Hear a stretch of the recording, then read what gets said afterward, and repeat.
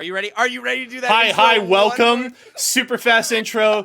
It's the Hot Zone. I forget to record all the fucking time. His name is Zephyr. That's Tiff. We're talking about Apex.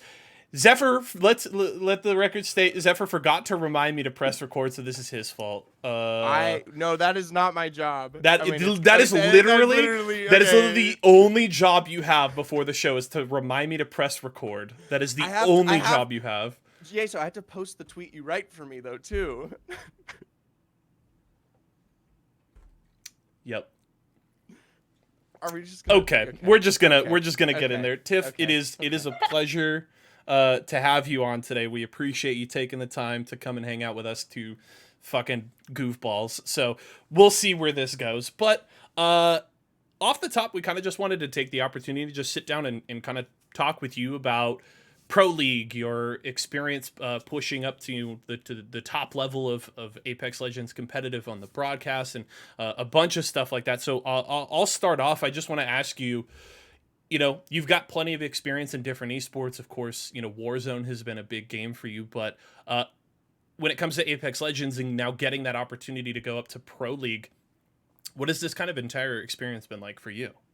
It's been wild. It's been something different. I know I was kind of talking to you guys a little bit behind the scenes before we started about this. After every broadcast, my entire social media gets inundated with like different things, and it's crazy. That's just like one of the small aspects. And I have been putting so many hours in watching every tournament. It doesn't even matter the size. I try my best to watch every bit of scrims that I can. I wake up in the morning, I watch Apex. I'm watching APAC North at like 3 a.m. at night. And it's just been a lot of research because you want to do a really good job. And coming in from a different esport at a top level, yes, I've cast a ton of Apex in the EM scene as well, and some pros as well, but it wasn't ALGS level, top upper echelon. So it just, I had to make sure that I was on point, You don't want the pitchforks coming out for you. Yeah, the Apex community has more than their fair share of torches and pitchforks. That's for sure. Zephyr, I'll let you jump in. Feel free. How smooth have you kind of felt the transition here? Because I know you made mention of it shortly. Like, you had some experience obviously coming into it, but now you're thrust into every single week now having to like stay up to date and really mesh with both of the North American and EMEA scene. How's it felt to have to kind of manage now the different aspect, the larger workload? It's definitely interesting, right? Managing the workload. Luckily, this is my full-time job. I get to watch Apex as my job, cast it, commentate it, and just kind of immerse myself in that realm. Now, granted, I started as an Apex content creator back in 2019 and only streamed and played Apex. So luckily, I've always been incredibly familiar with the game. So everything to do with the game, I already had there. It was more thrusting myself into the knowledge of the history of a lot of these teams that I wouldn't have been familiar with, if that makes sense. So granted, yes, I'm in North America. So obviously I had known a lot about the North American scene, but I know, Zephyr, you came from EMEA, and one of the first things we did was work together on some EMEA broadcasts. Yep. So getting to learn all of the EMEA teams and the history, because honestly, I've been enjoying a lot more of the EMEA storylines and the action that's been happening on those broadcasts. Because you're right. Yeah, we're responsible for the EMEA and NA happening on the same day. It's just been a good time. Oh, that's music to my ears. Really buttering his biscuit right now. No, I'm not even trying to butter your biscuit. Whoa. Like, Vicky and I were talking. We were just like, after the EMEA broadcast, we were like, bro, this is insane. Yeah. Well, EMEA is better than North America. You heard it here. Okay, look, but I'm not nasty saying it. I'm not him saying it. I saw what he did in ESA, bro. Yeah. Okay, but that was well and deserved. You do not come into ESA as a non-existent team between Swinny, Nasky, and Unlucky, and then just smack the shit out of other North American teams. That is like that's music to Zephyr's ears. Shut up, ESO. For clarity, they didn't come in and smack the shit out of everybody. That's true. It was like what, like 2 points? Clear. It was like what, 2 points? Yeah, they won. I think they won one game. They had like a third place where they popped off in kills. They had a good night, but they didn't come in and body everybody. Let's be clear. As the person who is literally hosting the fucking broadcast and going through the standings after every game and the highlights, let's be clear.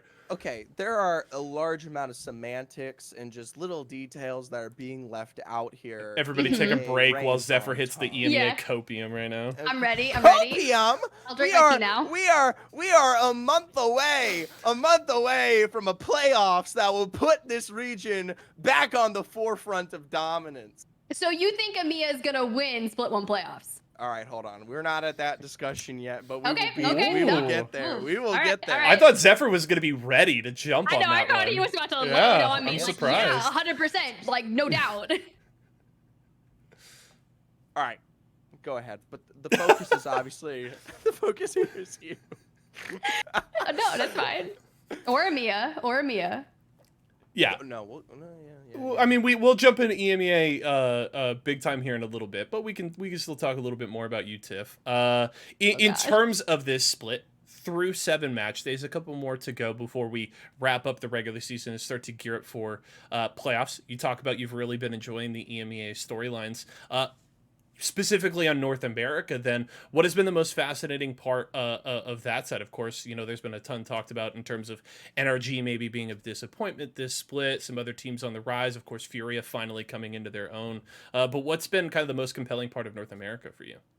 At first, I was like really immersed in a lot of the teams that were coming from the preseason qualifiers. There were a couple weeks or match days where those teams were just having absolute standout moments. I know I'd reached out to you, Y4SO, about Season. I was really impressed with them. I know they were highlighted on the broadcast as teams to focus and teams to watch. You guys mentioned on the workload. Behind the scenes, y'all, we do storyline meetings. We talk about all these teams on who we think afterwards. Like after a broadcast, we sit down, we break it down, who performed well, who we think needs like an extra bit of focus going on to the next broadcast. And we do a lot of that. So we've been keeping our eyes on a lot of those teams. And one in particular that I think has been really cool has been ESA. And that's not to hype you up, Y4SO, on that as well, because there's a lot of talent that comes out of ESA in general, not just this in particular team. I mean, I saw a list in the competitive Apex Discord of all the people that have come from ESA supported teams, or, you know, those sponsored teams over there. And it's just a plethora. But that team in particular, getting Luda, all the drama, everything kind of switching around and that roster swaps, and then still being kind of, you know, in that qualify for playoffs if they can just, you know, get through on points. So I just think it's been really interesting. Like, you always talk about the big organizations, but the storyline there's only, you know, 9 spots that will qualify on points, 1 from the winning of the regional final, and then you have all these big name orgs that probably aren't going to go to Split 1 playoffs.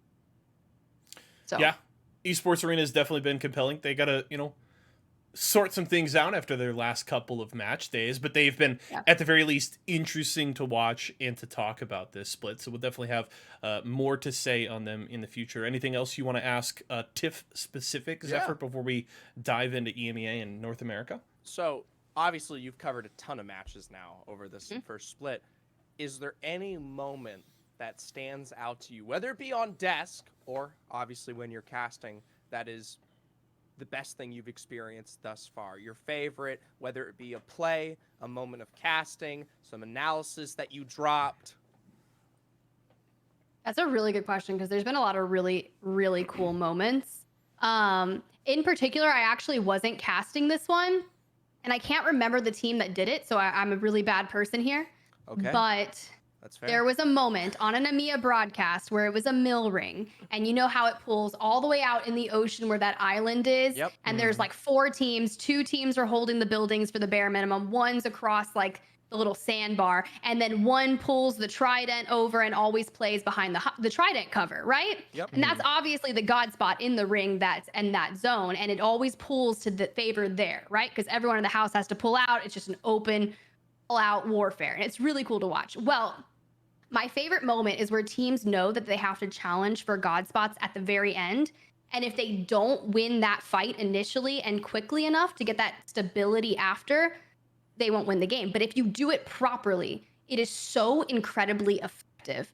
And it happened on an EMEA broadcast with that ring. And you probably know exactly who I'm talking about, Zephyr. But I witnessed it happen and I was just like, dude, that was absolutely beautiful. Like when things come to fruition from just knowing that you need to chow for God's spot, everything goes in your favor. It's those kind of moments. So it's not like necessarily one thing in particular that I got to witness, but it happens all the time. But when you see it done well, you're just like, also, oh, Furia learning trigger discipline recently has been a joy to watch. Match day number 7, A versus B.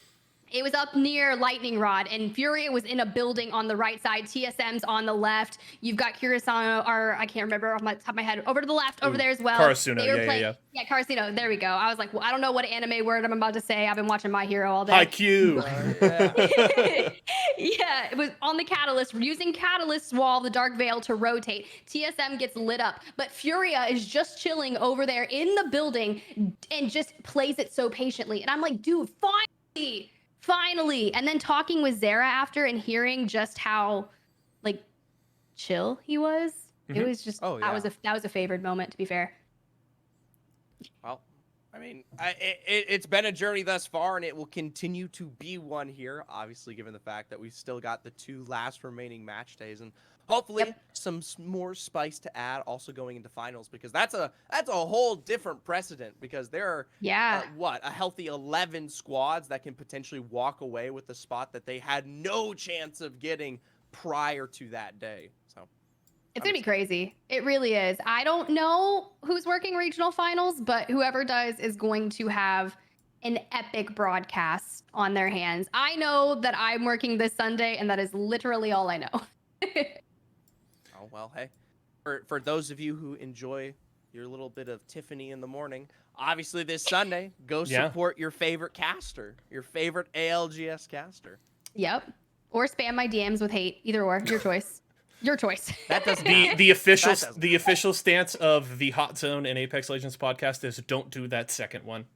Yeah, don't do it. Yeah. Don't do it. Yeah. If you do that, fuck you is actually, I would say, the official stance. To be honest. Yes. I'll read it, cry, and then block you. No. What you need to do is there needs to be a little shift. It needs to be directed straight to me, like a little program that replaces Zephyr's my filter. I like that. And it comes to me because that's my fuel. The spite that I get from seeing hateful comments.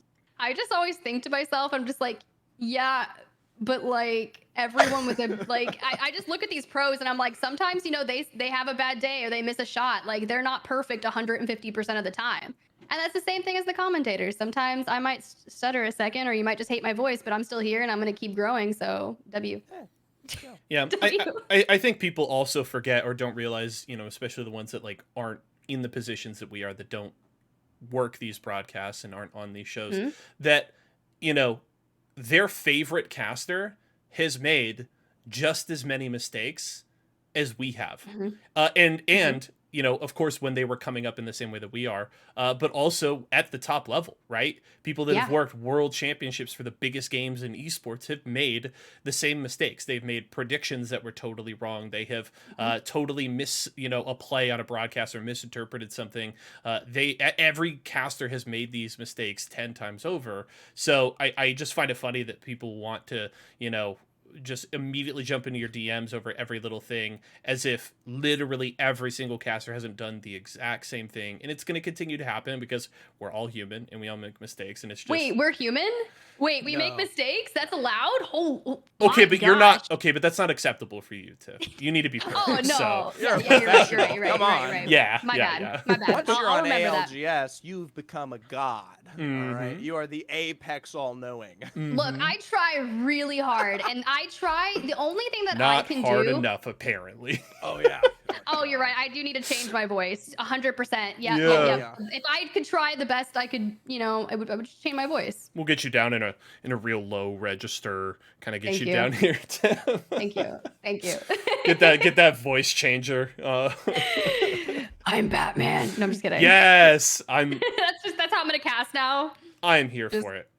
I'm all about it. Perfect. I'm trying my best. Yes, you had it ready. Look, I'm ready to cast Apex now. I'm here for it. Zephyr is so confused right now. The look on his face. I'm not confused. I'm scared. I don't like it. I would be scared too, Zephyr. It's totally fine. I really want to hear you cast though, like a 30-second snippet of like a fight with like that that. voice. Yeah, That I would got be you. interesting. I got you. Like, I'll just no, what you should accidentally do- hit it during ALGS Sunday. The next time someone complains about your voice, Oh. you should immediately send them a clip like that. Mhm. Yeah, okay, only in the DMs because like honestly they come through my message request and I'm just like, bro, like as if I could change my voice. I was Yeah. born with this. I'm not changing myself. I love who I am. I love what I bring to the table. I love that I get to do this for my job and I'm going to keep working hard at it every single day. Like I'm not going to be perfect overnight. I'll never be perfect, but I will always improve and work harder. That's all. I'm willing to outwork anyone at this point. Like, Facts. yeah, as long as you do that, like as long as you take that aspect to it, I know Y4SO and Zephyr are one of the hardest working people. Like I know y'all are. So it's like as long as you come in with that aspect, control the things that you can control and just work, like who cares what people say at the end of the day? Like they're not the ones hiring us. That is the truth of the matter right there, True. more than anything. Yeah. So All right. Well, obviously, good questions to be had here from Tiffany, and probably plenty more from many others. But we got to keep this one moving on. Yes. We are going to keep this one moving on. And feel free to the folks in chat if you have questions, especially if you have questions for Tiff, because Tiff won't be able to hang out for the whole show. Tiff's got to bail in a little while, but we're going to talk about EMEA in North America. No worries, no worries. You're a busy lady. It happens. But if you have questions for Tiff specifically, definitely drop those in chat as soon as possible. We'll try to hit a few of them as we go through everything. But let's jump into EMEA first. Both leagues, of course, through 7 match days here in the regular season. You can see the standings on your screen right now. Ascend holding on to first place, of course, courtesy of those 2 match day wins and a second place finish this past Sunday. But it feels like the big story in EMEA right now is Vexed, this team that has had solid showings all throughout the season. They've kept in the mix so far. They finally got that big win this past Sunday, of course, courtesy of that final game of the day to jump up top and grab the win there. Tiff, I want to start with you just going back to this past Sunday. Of course, you were on the broadcast casting these games. What stood out to you the most in terms of Vex's performance this past Sunday? I just feel like things kind of came together for them. I reached out to Tyler maybe a couple weeks back when Vexed was kind of performing incredibly, it was volatile in a sense. Like they are so good at fighting and taking those fights and winning, but they were just kind of getting caught out on the edge and couldn't push back to get those final rotations. And they were making like 5, top 6 every match day without actually getting real viable wins. And to see things come together for them in match day number 7 was really, really cool because I know Tyler was like, yeah, like we know we're not getting placement points, but we would rather have an 8th with KP and when you kind of bunker things down. And it was the story of, it happened in EMEA and NA. It was the teams that are kind of kill heavy, that are all about fighting and making sure that they're getting their elimination points to find success. And so I feel like that was the first moment where they were able to play like themselves and net the wins by just taking very calculated things. Because when we got to interview Matafe after, he was like, yo, like, we knew that we were just making mini mistakes, that we can outfight anyone if we could just be smart about it. It wasn't that our rotations were bad, or it was just like random little mini mistakes we were making. And once you kind of correct those, it results in a win. So it just goes to show you that someone with that play style, as opposed to just bunkering down in a building in zone, rotating into the next center zone, and maybe not picking up any eliminations. So you get to the end, you're like, oh, wow, I got 3rd overall. But it's like, bro, I have like 1 elimination. It's like, that's not going to benefit you. So it was cool to see that happen for them. It's been a long time coming here for Vexed. Personally, I mean, it's great to see them finish, obviously, at the tippity top here. And I honestly, I mean, as me, basically as biased as it gets for this team. Yes. Right? So Yeah, I had to call you out. I had to call yeah, you out during the broadcast. you called me out on I heard it early on about the it. broadcast. That was great. I was sitting there watching, and I'm literally watching Vexed on their way to. But this is going to be the interesting discussion to have because finals are coming up. Mhm. They were on their way to what actually became their second win in Pro League this split. That's right. For a team that currently sits at the tippity top, just behind Ascend, they have only won 2 games over the course of this entire split thus far. It's So wild, right? It's wild. Yeah, it's crazy. It's crazy to think a team and you look back at their statistics, like literally 70%, the highest of any roster out there, is made up of their KP. And so this identity that they've built for themselves, it makes those moments, obviously it was the one you got to cast, so much more special, right? Because you know they're a team that can highlight, and when they're on their best foot forward, they truly look like they are a level above the rest of EMEA right now. It's just when we don't get to have those often, particularly, we don't get to have those moments particularly often. And that scares me for the roster. I am the most biased Vexed individual in the world. I love Vexed with all of my heart. But I had this discussion with the ASO a little while ago. Going into finals, they're not a team, especially under match point format, that I think is going to dominate, especially under that ruling. And that's really important too, because this is going to be their one chance truly to get a great source of practice under match point before they are on their way to playoffs, which they need to capitalize and figure that out right now. No, I think that's brilliant. I think that is exactly the question. And that was what we were kind of talking about as a team. We were like, yo, like this team is so good. And it's the same thing with Furia, right? They were okay playing for second. Champs, like they were like, we're not gonna like bunker down and try to change the way we play because we want to try and win. It's just like they could essentially, I think at one point they said they could get outpointed if they went out early and not have gotten second. They could have ended up getting like third or fourth had they tried to play a different play style and got taken out immediately. So it's kind of like Vexed, you mentioned it, the regional finals, at least they're getting practice on that format before going to playoffs. You're right. I'm with you there. To me, it really just feels like they have perfected one part of the formula. So often they have themselves in positions to win. They have so many good games. They're so consistent. The piece they have to figure out is just that little bit of killer instinct, that ability to kind of flip that switch, and it's starting to develop. And that win on Sunday to end the day felt like a huge first step towards solving that problem. But as soon as they can sort out the ability to kind of flip that switch, Vexed is going to be super dangerous in EMEA, and I'm hoping that with one more match day ahead of them to play before we kick into playoffs, that they can hit that stride, because they're super fun to watch, and if they can take that next step, they're going to be incredible, especially when it comes to international play, and it's going to be super fun. Ton of teams to talk about here in EMEA as well. Let's talk about Aurora, especially because Aurora of this top 9 is the only team in the top 9 left with 2 match days to play. So while they are currently 17 points behind Ascend, they have the best opportunity currently in the top 9 to make a big jump here before the end of the regular season. I will say this really quickly with Aurora. They actually suffer from the identical issue as Vexed right now.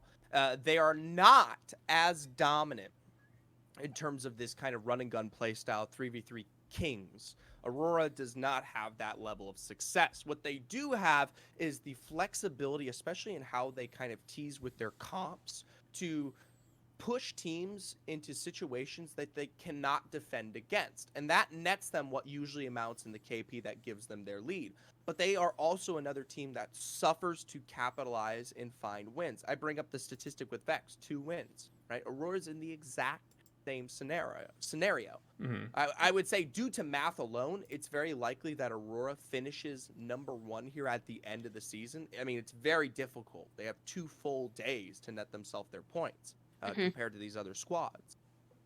But they're not a team that brings that level of consistency every time around.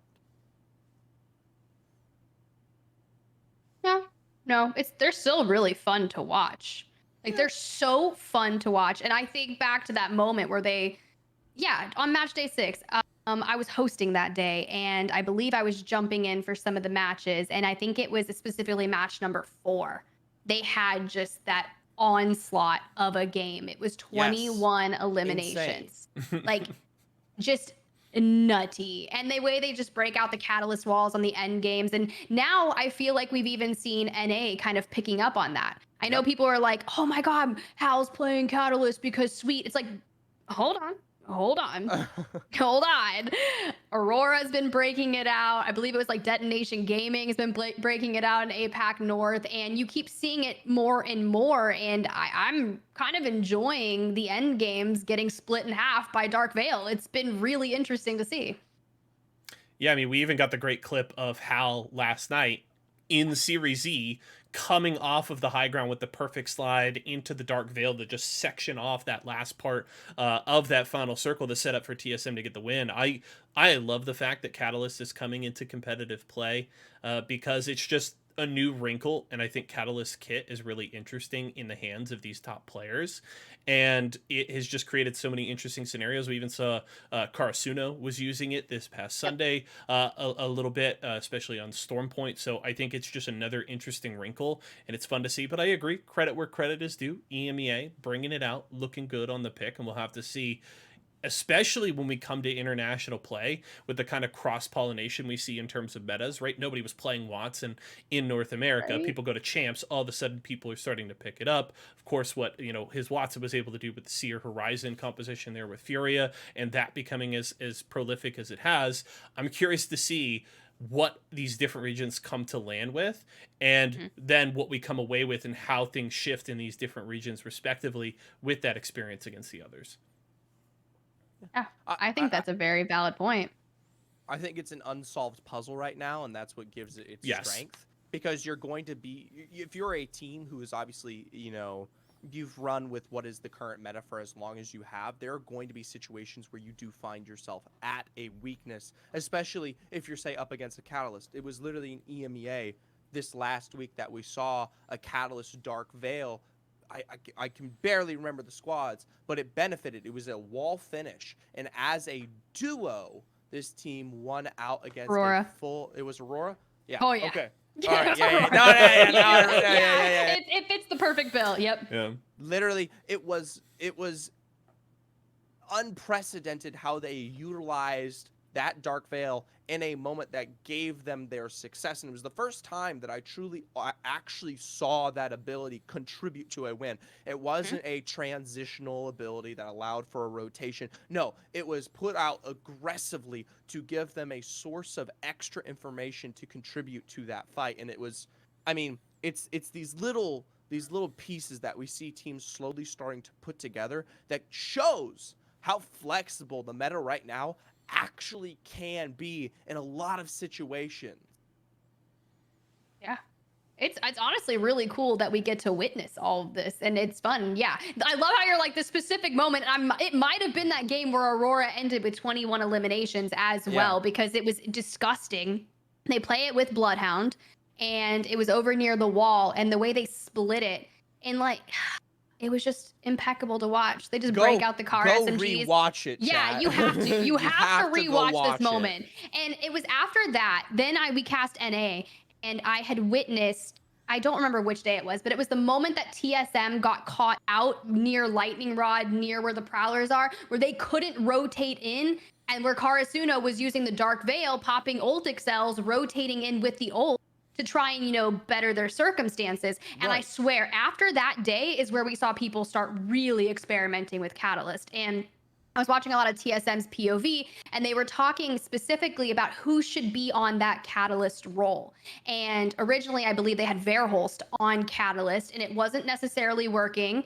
So then Hal was like, well, I think the IGL should be on Catalyst. Only I know the most part of where all these teams are located, whose line of sights we need to cut off, how we need to get to the next zone. So I'm going to take on playing Catalyst. and put Verholst, I believe, back on Horizon and with reps still on Seer. So that choice, and now Hal has been playing, you know, Catalyst more in ranked, trying to get more well-versed in, you're right, her package, YSO. And it's just been kind of interesting to witness. And I'm curious if they will break it out in ALGS. So I think information is the strongest ability for any team, and it's one of the few legends that does it in a way that is not, you know, hinging on scans or direct, you know, that obviously. So very curious. One last thing to touch on EMEA before we walk away from it. Ascend, they kick ass. Done. Yeah, done. They're beautiful. Ascend, like easily the team that probably going into match point has the best success. Yep. Yeah. Yeah, I mean, they did 4 wins in one day and just breaking record after breaking record. I think 102 points was the highest in ALGS until APAC North got a hold of that and broke it by either 1 or 2 points. But I mean, I think they were the first to hit triple digits with the 4 wins. So W. Yeah. I think just really quickly, I think a really fun narrative is the fact that Ascend going into this have one of the highest chances. And the last time they dominated match point format, or at least won a match point format, was literally Split 1 fall year 2 as new esports back when they had VJ alongside Postkill and Kashera, and they won that split. And we might be seeing a repeat of that literally 12 months later after they've been through the valley, went to champs, didn't have the best success, now have Lufka, and potentially are going to do it again. I think that's such a cool narrative, and I better hear it. Take my notes now. Here is my narrative, courtesy of Zephyr. And if it happens, you know, we'll have to just be like, this is Zephyr's narrative. This is exactly what Zephyr called. If they win, Zephyr said this on December 8th, 2022 at 4:07 p.m. You don't have to. I'm giving you. Watch me. It's your full permission from this point forward. It's a Tiff narrative. Nah. Tiff just is like on the broadcast, like Zephyr said that. Oh, sorry, I'm not doing my right voice, Twitter DM nerds. Yeah, Zephyr. There it is. No, but for real. I'm all about it. All I know is that if memory serves, Zephyr was not on the Ascend train going into this split. I was not. I think in a week, I think we have to bring Dia back on to revisit our predictions. We had predictions, and I think that is going to be one of the few eggs on Zephyr's face. Mine is the Team Liquid prediction. I was not on the Team Liquid train. You were not on the Team Liquid train? I was not on the Team Liquid train. Yeah, so I don't know if we can be friends. Like, they are the most consistent NA team. They're always there. Not quite at champs. And in the off season, I don't know. I wasn't buying what they were selling, and I missed the train on that one. Because let's be clear, I was wrong. TL has been incredible. And they're in second place right now. TSM ahead of them by a single point here as we shift to North America. So, Tiff, if you would like to, use me as a punching bag for a moment, feel free. Hit me with the TL. Hit me with the TL pitch. What do you got for me?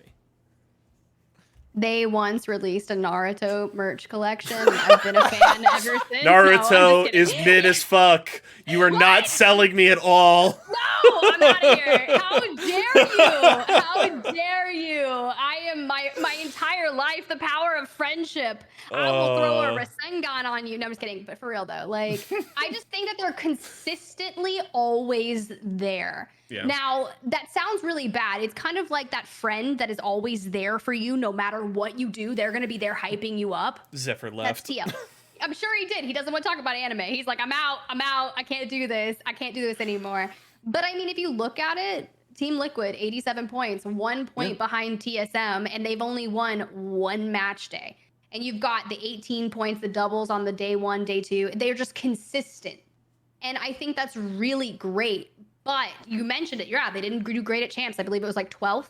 They got second, I think, in the playoffs before that. So, I mean, consistently there. But they did get dropped by their org, they're still representing Team Liquid, but I remember for a point they were kind of like, hey, we're seeking offers, blah, blah, blah, blah. But I wonder if Team Liquid's kind of reconsidering that just because of how good their Apex team is doing. Plus, they just signed Rogue as a content creator with the intent to potentially, you know, compete in the future. So I'm hoping that it's getting reconsidered. You know, I'm hoping. Anything you want to say on the TL front, Zephyr? I know you stepped away there for a moment after my Naruto take. First of all, you're cringe. Second of all, I've never seen Naruto. Third of all, okay. I figured. I couldn't find my TL merch. I have a ton of it, and that's really sad that's what you got up for. Oh, that would have been good. I mean, I only have pants. No, I wore a shirt yesterday. I wore a shirt yesterday. Technically, they're like, I obviously came from League of Legends, so I was a big fan of them there. I got my inspiration. But yeah, in Apex, it has been a fantastic season for them here, but obviously going into the end, it is the race between the two here, and TSM has continuously held on to first, even by now the sliver that is 1 point here. This upcoming broadcast will be the final chance for TL to usurp them, and we know for a fact that TSM will take it and run with it for miles if they don't. Yeah, I think the only bummer for me is that it doesn't work out that TSM and TL's last match days against each other. I think that would have only been better if we got to end the split with TSM and TL 1 point apart, and they play each other one more time to see who finishes atop the standings overall in North America. Would have been super compelling. Of course, we will get to see Group C twice here at the end of the season. It'll be interesting to see what changes on that front. But TL has been really good. TSM has been really good to the surprise of nobody but the TSM haters. Because every split we come in and everybody's everybody's just selling hard on TSM. They were doing the same thing going into Split 2 last year. TSM came out and were incredible. They were doing it before this split as well. TSM have been great. Of course, they came in and literally won the first match. They right off the bat. So TSM and Team Liquid have been great. I want to talk about HEC, though. Of course, for the folks who don't know, this is the roster that was formerly playing with Atlanta Premier. With Hill, Enemy, and Crook. And I was a huge proponent of this team from the minute they picked up Enemy. I've gotten to watch Enemy a ton over the last couple of years. And they have been so good. They had a really good finish this past Sunday, and I am on the HEC hype train. I want to see this team on LAN. I am ready to see them in international play. This team is so much fun. It's definitely been an interesting journey to watch, because the big question we had, we literally, the two of us, get the opportunity to watch the first iteration of Enemy alongside Hill and Crook in any kind of tournament, and that was obviously champs with Nerdstreet. Not maybe the best representation of what this team was going to be capable of, but definitely obviously getting to sit there in person and chat with these three guys before they then went on to compete in this upcoming Pro League split was such a blessing. And it actually goes back, and it hinges off of what you were saying earlier, Tiff, about how many of these teams, especially ones like Enemy now, a part of both Hill and Crook, come from a history that is deeply embedded within Series E as well here, and that kind of experience and the impacts he had alongside what was both Cruisin and Kimchi Lee for such a long period of time, being the kind of best piece of that puzzle, and then fitting in so well, and then obviously replicating that success. And obviously it's been a little bit bumpier here through the kind of mid-season for them, and I wonder how much of that hinged on some of the changes that we saw between Premier to HEC. But it's clear to me that going into these final moments, I mean, they're primed and ready. Obviously there's a gap for them to close if we're talking about first and second, which I don't think that will be achieved, but it's definitely been better than I think any one of us expected. I agree. I was really excited. You know, come match day number 1, them to win the very first map of Pro League Split 1 was pretty nuts, because I just talked to Hill before that, and I was like, hey, buddy, like, how are you feeling going into Pro League Split 1? Yada, yada, yada. And I had gotten, he's like, off the record, you know, I don't know how it's going to go. Like, genuinely, it's like TLDR. I don't know. And I was kind of like, huh, okay. But then I turn on my TV, you know, because I wasn't a part of match day number 1, and I see them drop a win in the first map. And I was like, you do realize that this is a completely stacked lobby, and you come out and win the first one. Then coming forward, to match day number 6, I'm hosting, so I get to jump in for a couple maps to cast, right? I think like 1 or 2 each broadcast. The one that I get to cast, they pull a W in. It was like map number 4. And it was a moment where it was a Thunderwatch ending. And everyone's on the hill below Thunderwatch, you know, just trying to make their way up. And the way they're navigating that entire end zone, they're in an engagement. I can't remember because Tripods is over here, E8 was here. There was, I think it might have been ESA, to be honest. That was south of HEC. And they were like rotating in south to take some fights. And it was at that particular time where you just see HEC just say, no, I don't want any of this. So they just rotate all the way up, all the way to the northeastern side of the zone, hold the fence with their team composition that is typically grounded, allowing them to control space, and just waiting for the teams to come out of Thunderwatch, like TSM's underneath Thunderwatch, a couple other teams. And it was just crazy that they won that. And I was like, as an IGL, do you know how nerve-wracking it probably was to make the decision to disengage from that first fight where there's 8 to 12 teams left, rotate all the way around the chaos and win that? I'm like, that is how you know you're finding success as an IGL. Because as an IGL, you're the first person to get complained at. Everyone looks at you when a bad call happens, but no one thanks that decision making, right? Maybe the inner team. They're probably like, oh, that was such a great call. But no one's going to appreciate that on the outer edge of it. They're just going to see you made a rotation. It's not going to be like that one particular moment won you that game. And I mentioned on the broadcast, and Hill reached out after and was like, dude, thank you so much for the kind words. Like, you know, it's because it can be really hard day in, day out. Every time we look at these teams and you have new teams like FaZe, no, it's not a new team because obviously their experience in composition, well, Slurp's a little new, but FaZe, and listening to their comms and kind of how they work with Mac as the IGL, trying to find more confidence in the ability to make calls. Because I feel like he makes some good calls, but the execution might just be like just a little bit off sometimes, right? And they've kind of been on a roller coaster as well. And yes, I want FaZe to do well. Like, I really want them to do well. But it's like that, right? Everyone looks and they're like, well, Mac is an IGL. It's like, you have to appreciate when the good calls come in. So I just think it's really great. And I think HEC deserves a new org. I hope they find a home that treats them well. Who knows what it will be, but if they can make Split 1 playoffs, I think they'll have a lot of eyes on them.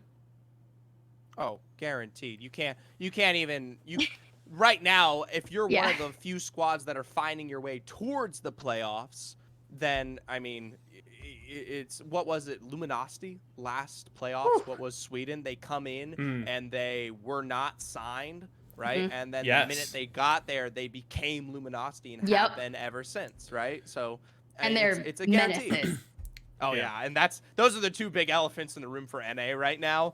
The Guard and Luminosity. 2 full major match days left to play. The Guard on fire recently here across pretty much every single instance of play I've seen them. Not just ALGS, but many, many tournaments. It was just ESA last night that they finished second, right? Yep. By like 2 points. Second behind EMEA, obviously. Behind the entire region, yes. Look, that team, I mean, look, I could talk about that team all day. Just how I wonder what that conversation came together and sex god. How they brought that team together. Were they just like sitting in a room just bored one day and be like, yo, let's go play ESA and this is gonna be our team? I loved it. Like, I thought it was entertaining. But yeah, for the Guard, it's been a fascinating story to watch here, and I'm hoping alongside their pace that they found here in the last few weeks with Luminosity in a very similar situation, albeit I would say a little bit less. They're both going to be competing for what could clearly be something competitive against TL and TSM going in, as they could be our first place finishes regarding the regular season. They could. Yeah, with the way the points stand, it's going to be hard. It's really tough. Yeah, really if TSM and or TL like drop a dud on their last match day, it really opens the door there. But at the very least, I'm very much like, I don't think, for me, the Guard, I don't think finish outside of the top 3 with these 2 match days to go. I think there's no way that anybody but TSM and TL are ahead of them at the end of this regular season, because I agree, they are peaking at the right time and they've been looking really good. Luminosity really good as well. Little bit of a tough start with their first day of play on day 2, but they followed up the win, back-to-back 18-point performances. They've been really solid and really just had that one day that they kind of dropped the ball in to start the season. I think LG is going to finish strong as well. And the Guard, to me, continue to be one of the most compelling storylines in North America. Of course, coming off of their performances last season, what Rambo did at Champs, coming into this season, maintaining that momentum. The Guard are one of the most fascinating and entertaining teams to watch in North American Apex Legends right now. And I'm so excited to see what they can do in international play, because we've already seen that Rambo can do it with a different roster coming in as a sub, and I'm just like, give me the full Guard roster against EMEA. It's going to be just so much fun. Ready. I think it's going to be cool. Regardless if I'm there or not, hopefully, fingers crossed, I don't know, but You'll be there. You never know. You never know. But regardless, I think you're right. The Guard, bro. Like, just, I went to Champs. I got to witness the hype of Rambo in person. And when we got to interview him on the broadcast, bro, I don't even know what to say. Like, it makes you that much happier for them, because you come in, you talk to them, they're just so chill, humble, down to earth, and just passionate, like excited about what they're doing with the game, with their friends on the team. And they just have all around good vibes. So obviously you want to see people like that succeed. And I think a lot of people have been bandwagoning onto Rambo, and he deserves all of it. Genuinely. And I think Arcane is really great, Keon as well. So just watching all them, I don't know, I read something on Reddit the other day where they were talking about all the IGLs, and it was hilarious what they said about specifically like trying to control the stallions of Rambo and Keon. You just need like, I was like, what am I reading? This is hysterical.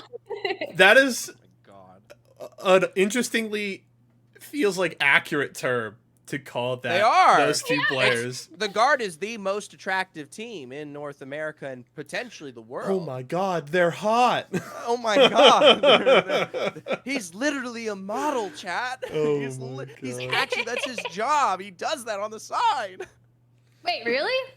Yeah, if you look into Rambo, he actually has done some photo shoots and stuff before. Understandably, okay. This is why all the moms are like trying to like get there. I get it. I understand now. It makes sense. That's like some young gravy energy right there. You'll love Rambo, to see it. aka the long hair sex god, aka the young gravy of Apex. There we go. We got it. We know it now. New narrative for ALGS. Yeah, I'm here watch for out. it. Nah, it's Watch not new at this out. point. Who knows what I'll say? As we give our final thoughts here on North America, do want to encourage everybody once again, because Tiff is going to bow out here momentarily.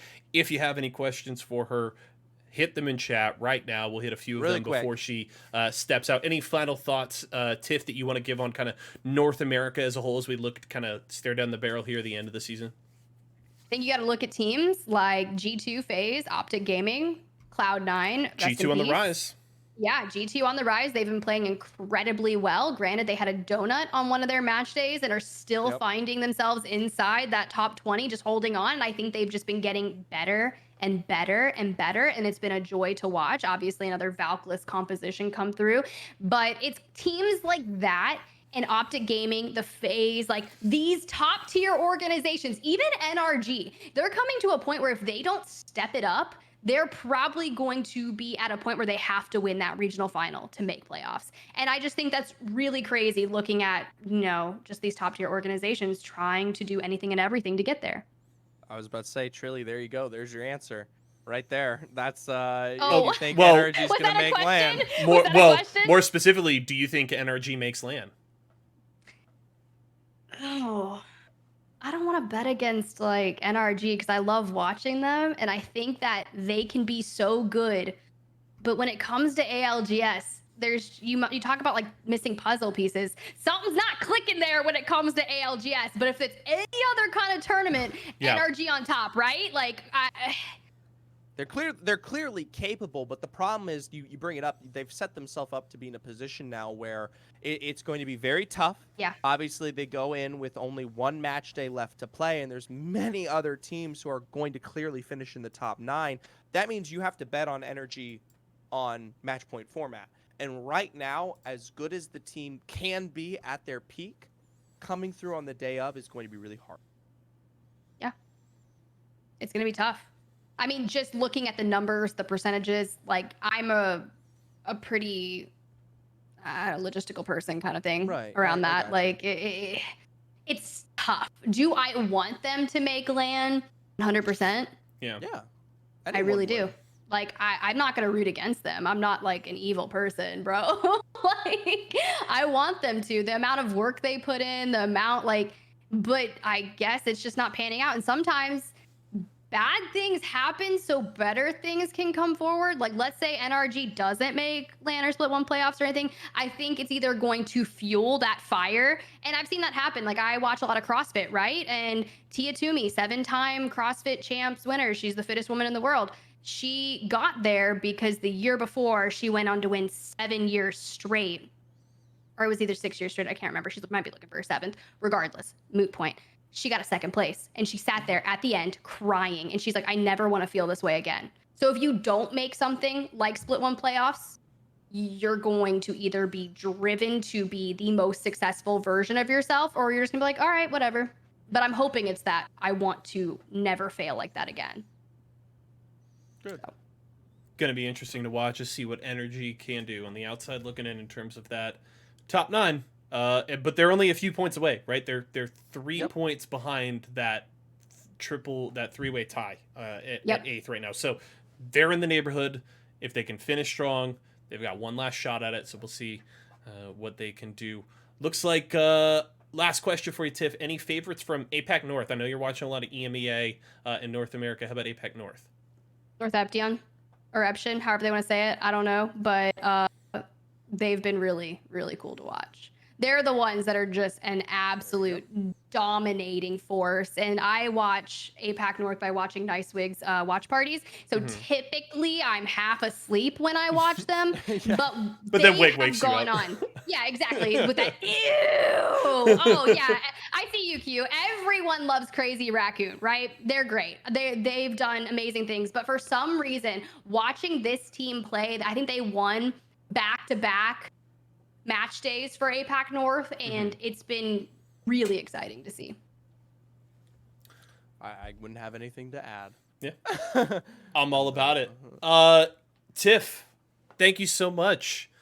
So fun to talk to you. We appreciate you taking the time to come and bless us with that Pro League brain, and we appreciate your insight. We hope you enjoy casting the rest of the season. We'll have to make sure we have you on once again, maybe post playoffs, to get your thoughts on going to LAN, because we're just gonna speak that. We're just gonna speak it into the world. Speak it. That's fine. We're I was like, I just know that I'm doing out. Sunday. I just Yeah. know I'm doing You'll Sunday. have to tell us how London was and how nice experience and all of that.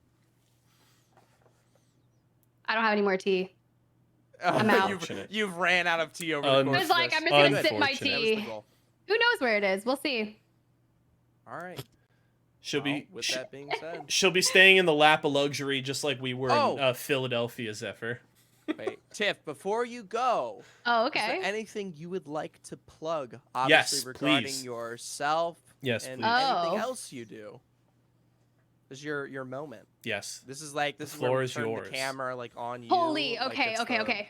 Well, hello there. No, I'm just kidding. Hi guys. Hi guys. My name is SpiderTiff. Obviously, thank you guys for being here. Go support Y4SO and Zephyr. But if you want to come find me, I stream almost every day. Yep. A lot. Just at SpiderTiff, and I'm a bad content creator these days because I spend a lot of time commentating. But I'll be around, so come find me on Twitter or Twitch at SpiderTiff. There you go, chat. Hey, There you go. commentating Twitch. is premium content. All right. The link is in I chat. love it. Yeah. If you don't follow her, go ahead and share the love. Yeah, we're almost at 10K friends, so come on over. There you go. All right, Is your Tiff. first name Spider or last name? It's a secret. It's all It's a names. secret. Yeah, all out. names. Find out on her stream. Yes. All right. check Good out her luck, boys. content. Thank you guys so much for having me. I appreciate y'all. Thank you, Tiff. You are always welcome. Friend of the show, folks. SpiderTiff, show her some love. Hit her up on all her socials. Thanks so much, Tiff. Hi, guys. Alrighty. All right. Goodbye to Tiff. That was awesome. I'm so psyched that we were able to get her on. I know we had Planned it for a hot minute. It was just yeah, she was. I mean, when we were prepping the show, we were like, all right, what kind of guests are we going to get on? And the first couple was like, yep, Tiff. Dia. Talked about a few pros that I know we want to bring on. So we got a few pros. Those will happen, but awesome that we were able to get her on and just get her experiences on Pro League, her insight, kind of what her point of view has been throughout the season so far. So, and perfectly timed too as we get ready to end the regular season. So, again, cannot thank her enough for taking the time. Well, with that being said, though, we still got some more podcasts to handle here. Yes, Obviously, we do. You can see the topics on left. These get a little bit more free in terms of discussion. We'll start off, though, with the recent, at least, drama with C9 and the collapse of the roster here. Yeah, so, of course, we found out it was just a few days ago at time of recording that Twitlongers were posted, Rocker and Naughty and Zach Mazer saying that their roster and C9 were parting ways. Important to note that the reasons listed were just kind of financial.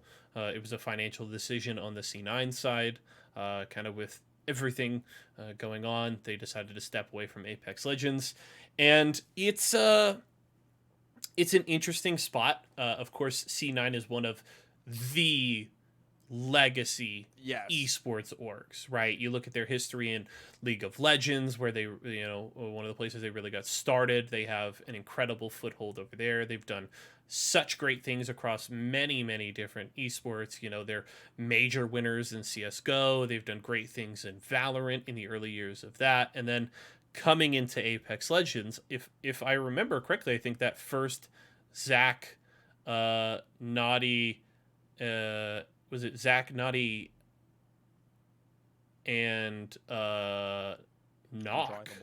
Knock?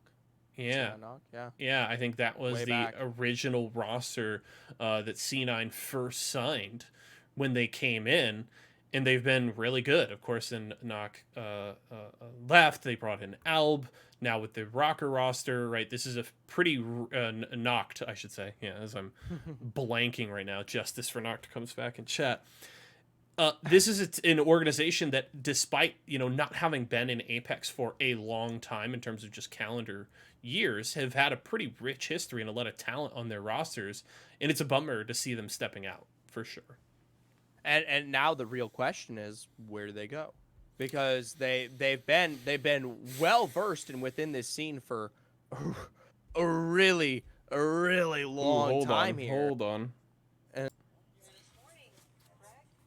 Apologies to the folks listening at home, as all of a sudden, I don't know what the hell that was. I think an ad opened up on Liquipedia. Sorry about that. Oh my. Yeah, what are you doing? Hold on, here? I gotta unmute. Okay, I unmuted Zephyr there. Yeah, dude, I just got bodied by a Liquipedia ad. I am so sorry. Minus Steppo in chat.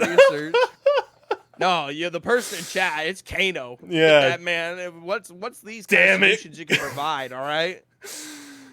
Oh, yeah, you are the MVP. You do not. I'm trying to support the scene, y'all. All right, there's some button usually. Yeah, it's all right. Wikipedia's been closed. We've had the standings.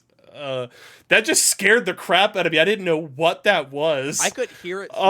It jump scared me, dude. Sorry to anybody in chat whose ears just got blown out by that. Back to the topic at hand. Holy shit, that's gonna be fun for the podcast listeners later. C9 Zephyr, continue. I lost my train of thought. Yeah. Long story short, it's a bummer to see C9 leaving the scene. Yes. We're not sure what's going to happen with the roster. They might, as Hella Slothy brings up, they might be staying together. Through here.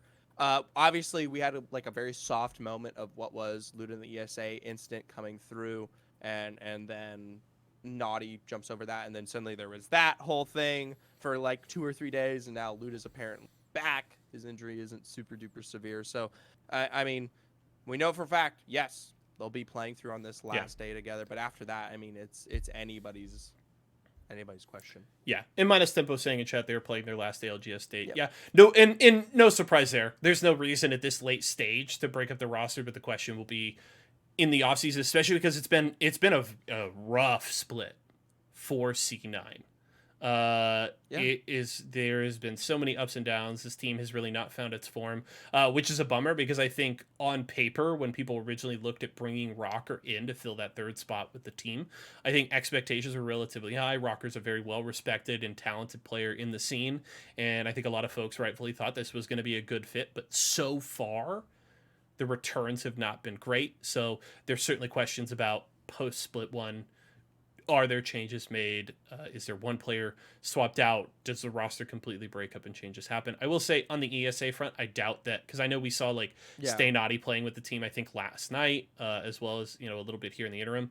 I don't see anything really happening on that front because especially with the Luda situation, they already have Cody as a sub for Esports Arena. So they're kind of already set on that front. So what they do from here, who knows? But it is a bummer at the very least to see, especially like I think Cloud9 is one of the most well-respected organizations in esports across the board. Like, this is just an incredible organization. Nobody has ever had almost anything bad to say about Jack and the way that they have run this organization and the things that they've done, the community support that they've given. So it is a bummer, and it's a loss for Apex, you know, esports as a whole to lose an organization like that, but we'll have to see where it goes from here.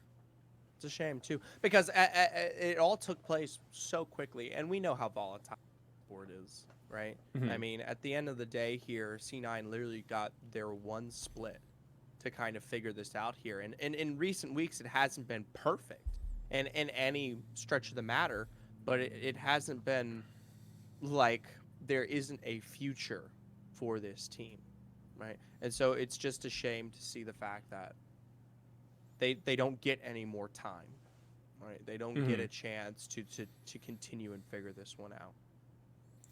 I agree with you there. We'll have to see what happens with C9 here in the future, with the roster formerly known as Cloud9.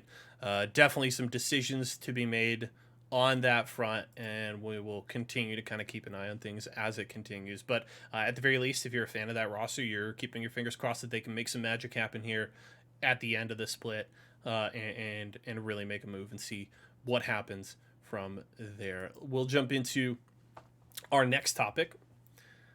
And Zephyr, I want you to set the table for this one, because this is one you brought to my attention late last night, and we'll jump into this. Hit me with it. I think it's definitely an interesting discussion to have. So to just paint the quick picture for everyone at home, Challenger Circuit is taking place here. We come out of Challenger Circuit 2 recently this last week. And there becomes a little bit of a dilemma between Team INF and what was Chadimus Prime, right? And INF posts their coach, Jazz, posts a particular video regarding a very direct call out to basically stunt, eliminate, get rid of any potential chance for the final moments of that series for points in semifinals for INF. Chadimus Prime makes an explicit decision to end what will be their journey. They're tied in 10th at the time of being, and they know for a fact that the minute they get wiped out, that'll be it for them. And they say, is what it is. It's it's a shame, but it's whatever. INF, Jazz comes out and says, is this griefing / collusion? How does this fall under the policy of ALGS rules? And I'm just going to start out right off the bat and say I'm of the mindset that this obviously has nothing wrong with it. The fact that this team very explicitly states they understand the fact that they're in a position to eliminate a squad.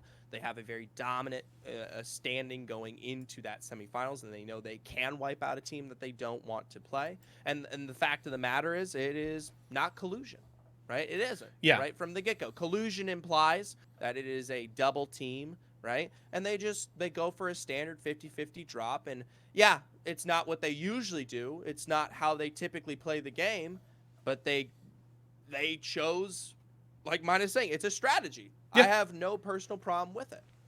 Yeah, I think when I saw the tweet and that you sent me, and specifically the screenshot of the specific section in the ALGS rule set pertaining to collusion match fixing policy. First of all, yes, the point that you made I think is very important. Collusion very much indicate would be a coordinated effort on the part of multiple parties, right? Not a single team. Collusion requires a dance partner there first of all to fall under the umbrella of collusion. And then in terms of match fixing, like, look, I will concede the argument that to a certain extent, I think the strategy of going, hey, if we drop on and grief this team, like, it can help us out, is a little cringe. I'll give you that.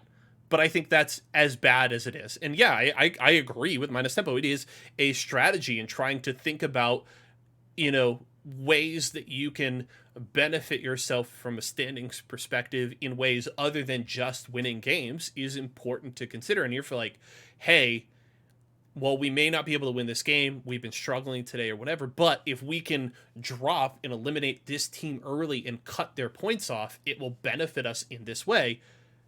That's totally understandable. And I also just find it weird because, the way that the question was posed by the INF coach felt like, he had almost maybe never seen something like this before. And the most confusing part for me was like, this is a normal, regular thing in competitive Apex Legends. And I would say battle royales in general. Like, this is not new.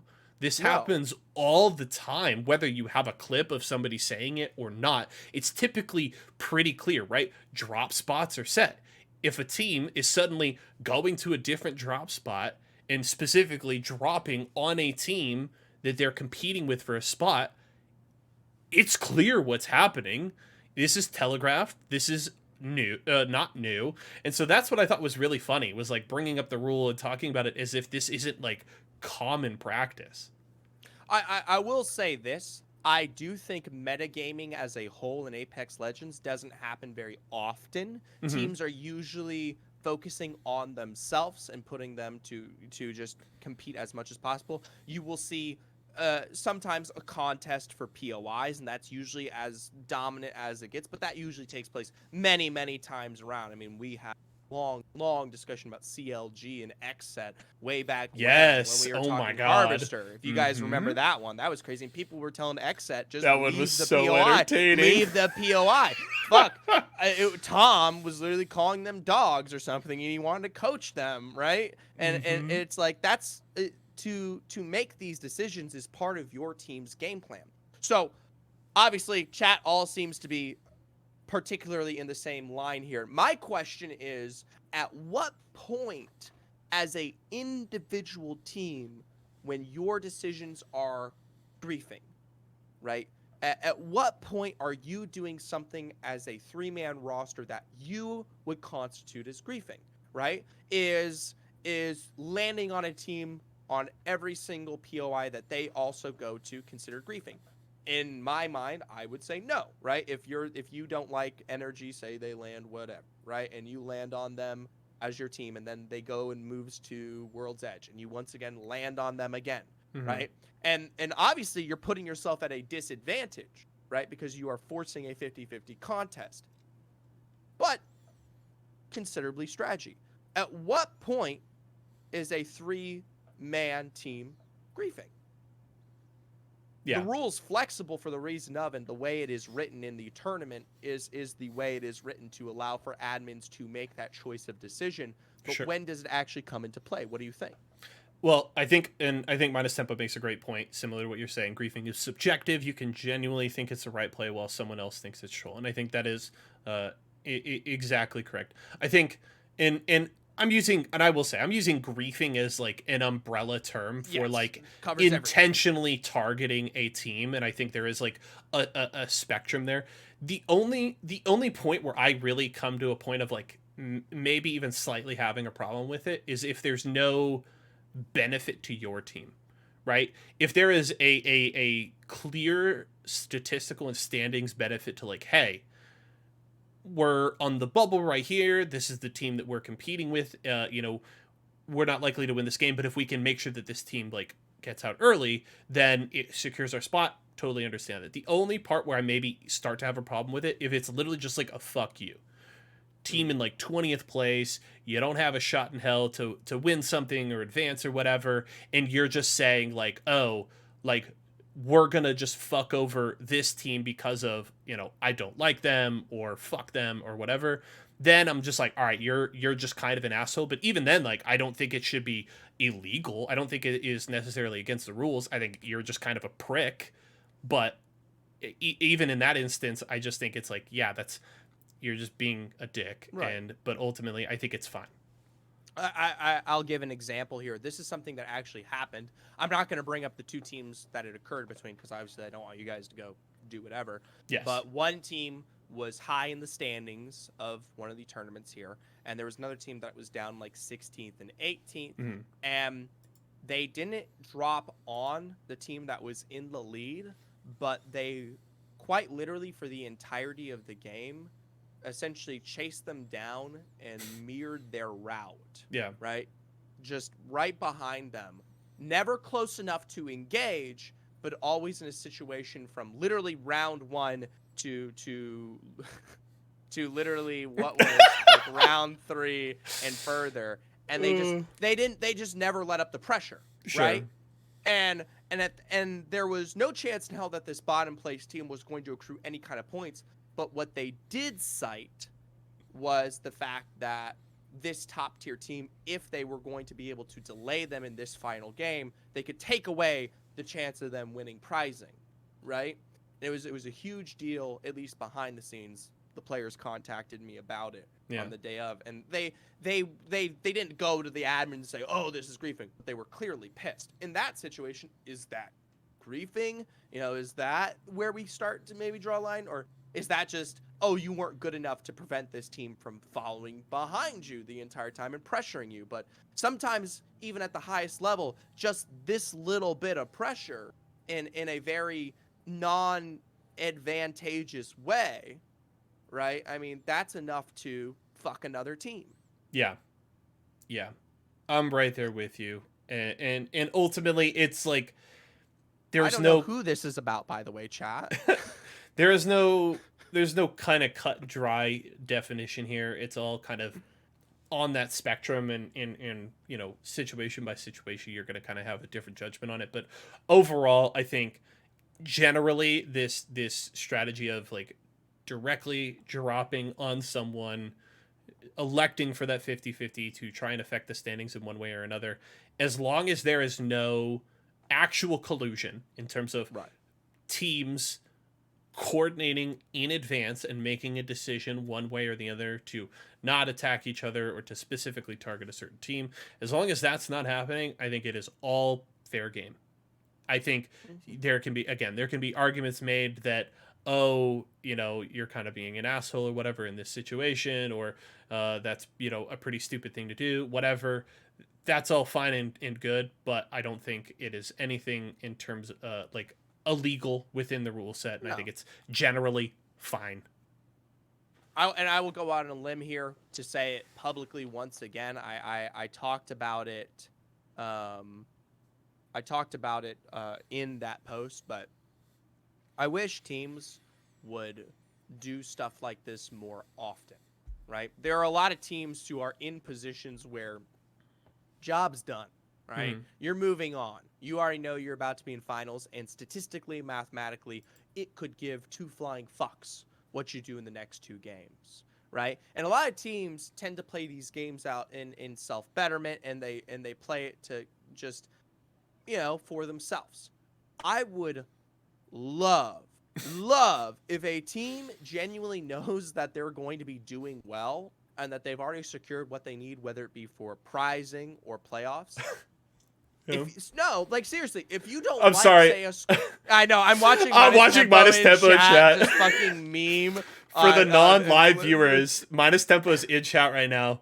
All right, I'll let TSM know to land on teams that we don't want it land. I'll say, quote, Zeph said do it for the content.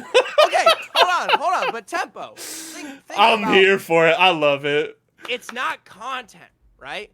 Explicitly, you know for a fact you're going into land. Your analysts have done their research. And he's not wrong, Warchuck. Right? there are, say, a team that you don't like at XPOI, and you know they're not stable on points. You know TSM is said and done, right? They've already achieved what they're going to be doing at LAN. They're going to be going on their way, right? And that's the end goal, say, potentially, right? Obviously, there's regular season prizing, and that's probably obviously the biggest reason why this doesn't take place. But say you have that strategy. Someone lands nearby. You don't want them there. You have 2 match days to literally just for 12 games straight, fucking 50-50 them. And just say, fuck you. And typically, no one does that. There is a very silent gentleman's agreement in Apex. A lot of teams, the furthest it goes is a 50-50 contest on a POI. It is very rare that see teams do what Chadimus Prime does, and I think that's sad.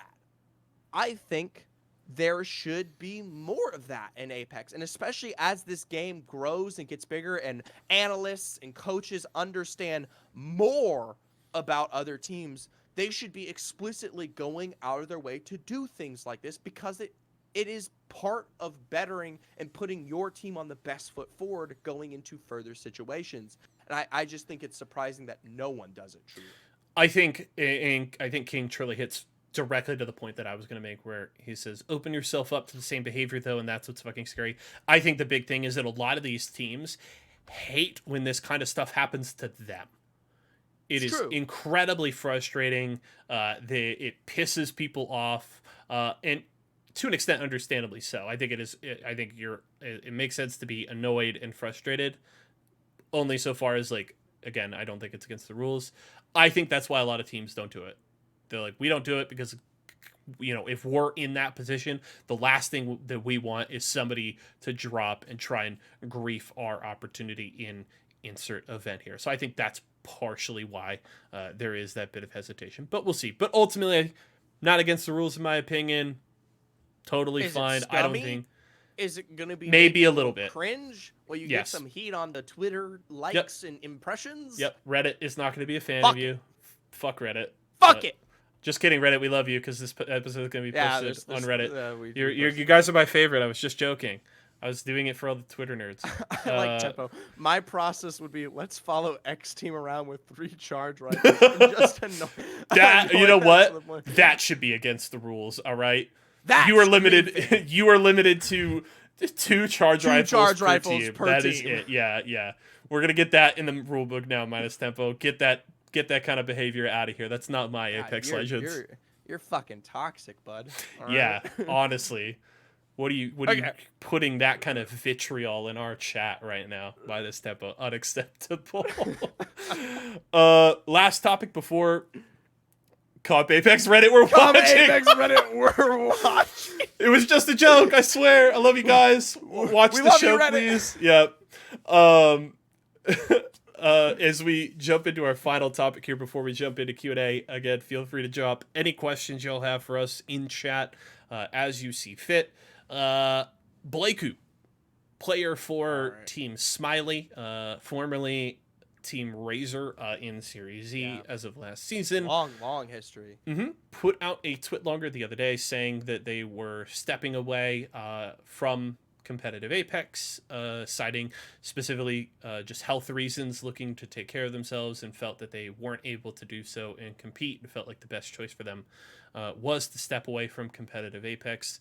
And definitely a bummer to see that. You never want to see a player with a rich history in the scene have to step away. It's always sad to see.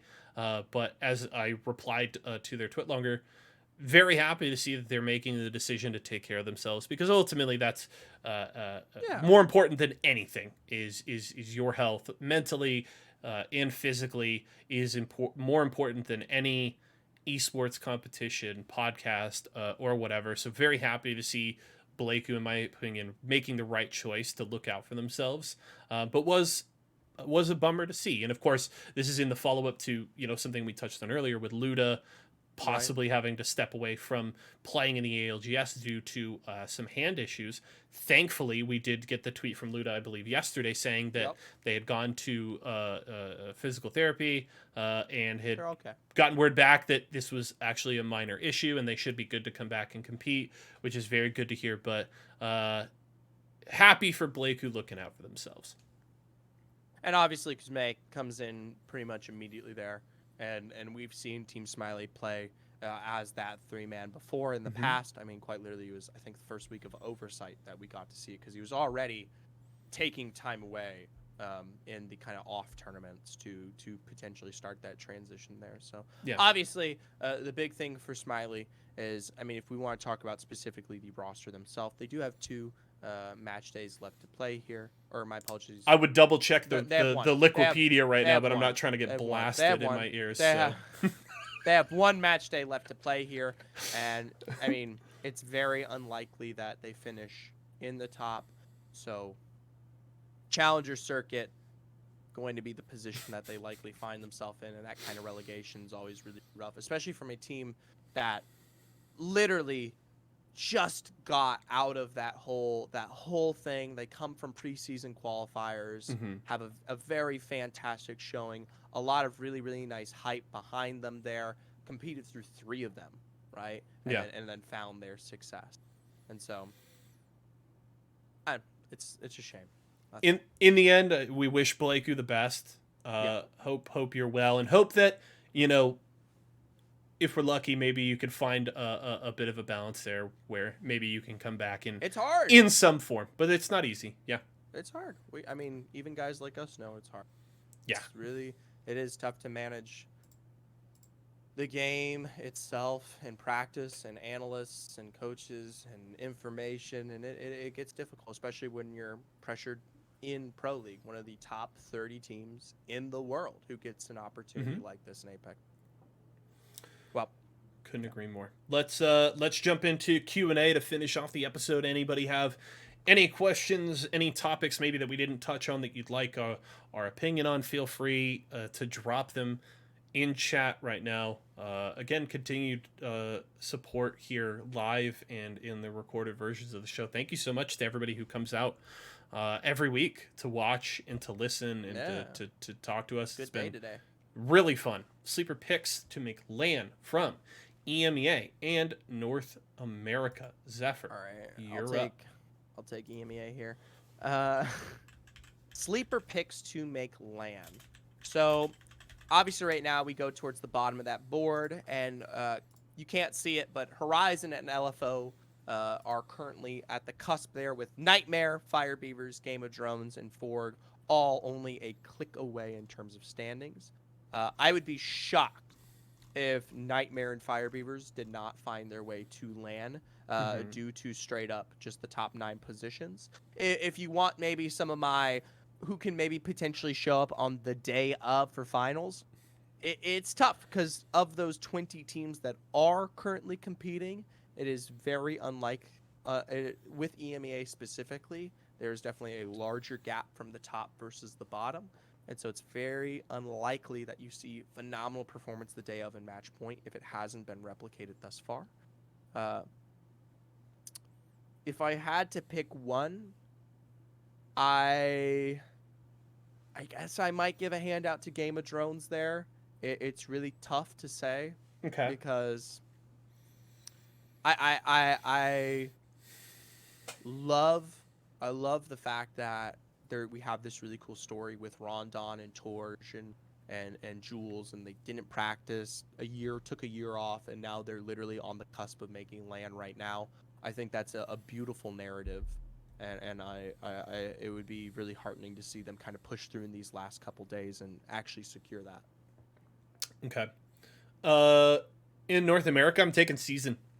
They, granted, dropped the ball a little bit their last couple of match days, so they need to right the ship here a little bit, but they're right in the mix, 57 points. So they're in a good spot approaching their last match day of the season. Yep. And I think they've had a couple of really good second place performances so far this season. So I'm taking them and hoping that they can really find that form. This is one of the teams that stuck together coming out of of year 2. And I think they have continued to grow and evolve. And while they have had their speed bumps this split, they're kind of my dark horse pick there on the North American side. Bunch of other questions here, Zephyr, Okay, which yeah, lots of is questions. lovely to see. What do you want next? How many faces are on the shirt itself? Probably like 40. For our audio listeners, I'm currently wearing a shirt. And it's got, I think, 40 of them on there. It's got a lot Asked of this Zephyr the other day in Discord, but what is in your opinion, the best roster move since Champs? Sykes? Possibly. I would have said Gilderson's up until kind of what we've seen from NRG this split. So if you literally asked me like 6 weeks ago, I would have said Gilderson's in a heartbeat. Sykes is probably the best. I don't know that there's much debate on that front. I mean, Keon, I think, is Keon was a really good an understandable pick. Guard. Yep. So I would say those two. Somebody actually mentioned in chat earlier, Jaguares for Luminosity. Is a huge one. I think those this are all is all, great by the picks. way, North America for hit me with EMEA. EMEA. A lot of teams who are at the top have stayed really consistent with each other. Let me do a just quick refresh of my brain here. Oh, Lufka coming through for Ascent. Easy pick. VJ was not replicating the success they needed, and he is super young, on fire, and has really brought a new energy to that team that we haven't seen in over a year. Really good. Keep moving forward here. What do you think Naughty will do? What do you want Naughty to do? I think you make a good point earlier where it seems like you're on the boat of Naughty is the most likely to be able to go to a different roster and fit in with a new team and get picked up. I think that makes a lot of sense. What would I like to see Naughty do? Find a team where he could compete at the top level. Because for me, it is very like Zach and Rocker are both very talented players, and it's not like it's still weird for me to see them performing as poorly as they have this split. But Naughty is the one that stands out the most to me, where I'm just like, this just doesn't feel right. This feels weird. I want to see Naughty competing at the top level in North America. If it isn't between this roster, it's likely that they do find a home in what will be post playoffs, where teams do begin to start kind of flexing muscles. Because right now it looks like every team is sticking together, at least the ones that have been on top. Yeah. And it's tough to say a place that Naughty could cement into. We thought it was going to be ESA, but even with Cody, as Tempo brought up earlier, very unlikely. Yep. Thoughts on Rush Hour 4? I never saw it. They just announced they're making Rush Hour 4. Well, never saw it. Yeah. Thoughts on South America as a region? You mean Singularity? Haven't watched enough. I don't have a take on South America, unfortunately. I've got enough on my plate with EMEA North America and multiple other esports right now. Yeah. I'll be honest, it's no disrespect to South America. Yeah, no disrespect to South America. It's just a different level of play, and truly the only team that really comes from that region that I have thoughts about will be Singularity. So, yeah. Team Burger or Chicken Sandwich? Apex South question. Which is more delicious? Is there a Team Chicken Sandwich? Yes. That I don't know of? Oh. Yeah. Do I have to? Am I talking about the? I know we're referencing the Apex South teams, but am I making a choice between which team I like better? Or No. More delicious. Team Burger doesn't even exist anymore. Sure. Yeah. They got picked up by Moist. No, I know, but the old reference though. I have my answer. I'm from the South, folks. I'm going chicken sandwich because some good give me a good fried chicken sandwich with some like coleslaw on there and some sort of kind of spicy aioli or something on there. All I'm saying is that Yes, you've please. never heard of burgers and a new burger coming out that's driven a store to run out of food and just a craze, but you have heard chicken sandwiches do it. So that's what I'm saying. Yep. Have I seen the new DGS software that just got released publicly yesterday? I have, Borton. I do know what you're talking about. The Free Ace, do you know what it is? Is that the... and I'm just taking a guess here at like new stuff that I've seen. Is that the Apex like stat tracking stuff that has been getting worked on? It's like a super stat tracker. It Yeah. basically can highlight rotations, timings, the movement teams. It's like a huge analyst tool. It's super data miney, you know. I am. Hello, Raven. Raven. Have I got something great for you, dude? Put down the pickaxe, Raven. I am super excited about it, personally, because it is a level of information, and I personally think the fact that it's publicly available is super, super important. It only heightens the level of knowledge in the scene and gives analysts and people who are tracking that data to now have more dynamic analyzation. As we discussed back when we were talking about data mining, Yeah. To project and take this information and then make decisions off of it rather than just having to find it yourself. It's like a hammer. You bought a new hammer. Oh, Tyler's in here. I think it was Porcupine that asked, "Are you guys worried about tier 1 orgs dropping their Apex rosters?" Yes. We talked about this a little bit last night, just in our DMs. It is a little concerning. All due respect, the Renegades and Exit ones don't concern me as much because those are not as big of orgs. Team TL. Liquid and Cloud9 dropping rosters is a concerning thing because these are a couple of the biggest orgs in esports all across the world.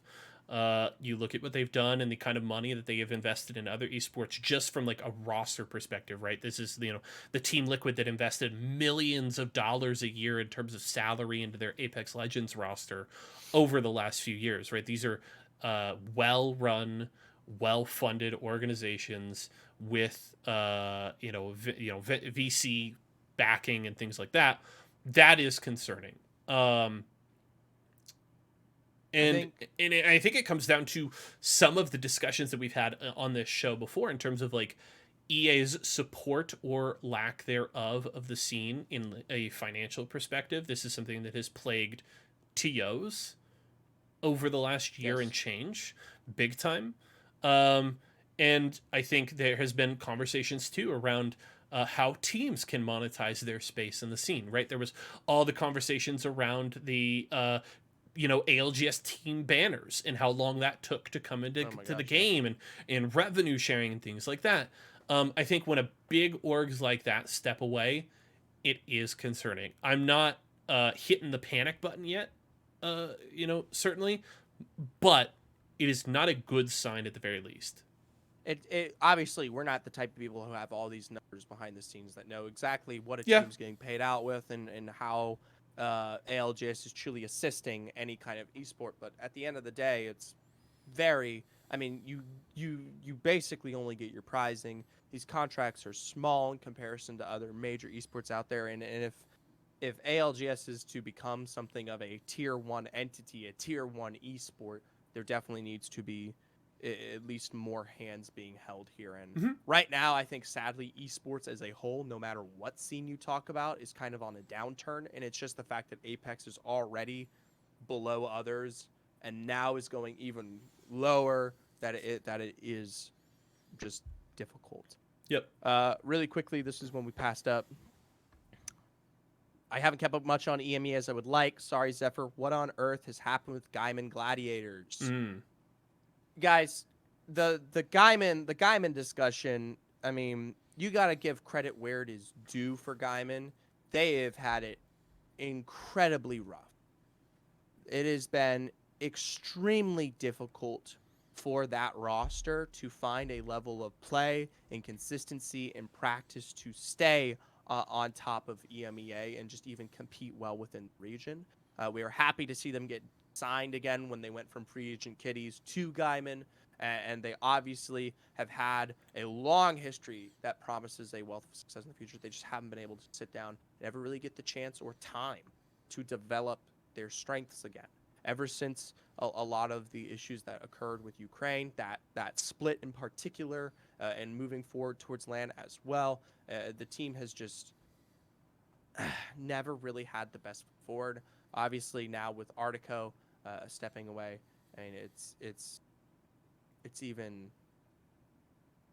rougher. Yeah. And so I don't know what lies in wait for Gaiman. Obviously, I wanted the best for them, and I know for a fact that so many of the players in EMEA have respect for those three guys and the history that they have had, obviously.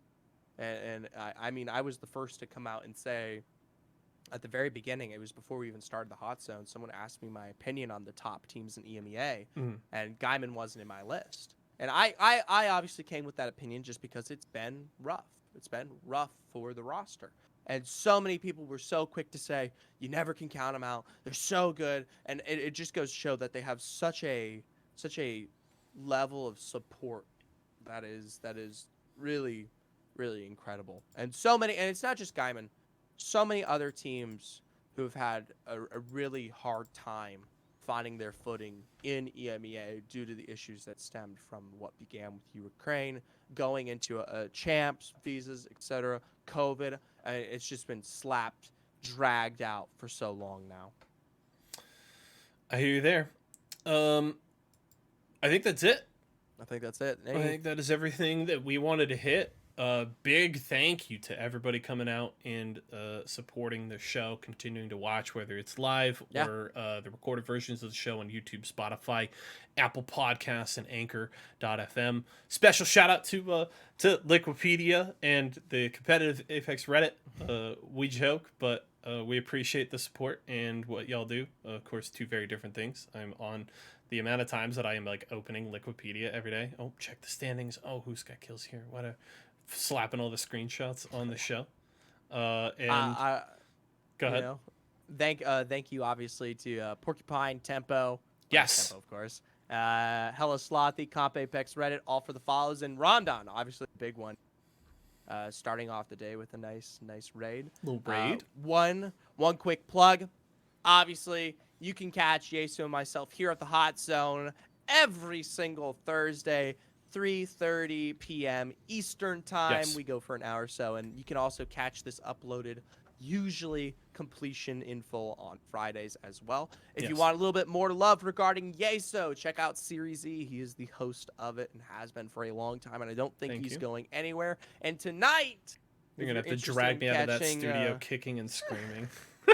If you want a little bit more Zephyr, obviously for our recorded tonight, come catch some lovely casting over at the finals for week 3 of Oversight. Yeah. This evening. Yes. Casting there. Definitely go check that out. We will have an episode next week. We have to figure out Christmas break. Zephyr and I will talk about that off stream. Yeah. Because we got a couple of weeks where we'll be sorting out the episodes, and maybe we could take a break because of a break in play. So we'll figure that out. But at the very least, we look forward to seeing y'all back here next week. Thank you again so much for the continued support. Check out the episodes if you missed the live stream. All the links will be where you need to see them. That is it for episode 6, folks. Have a wonderful rest of your day, wonderful rest of your week, and we will see you next time.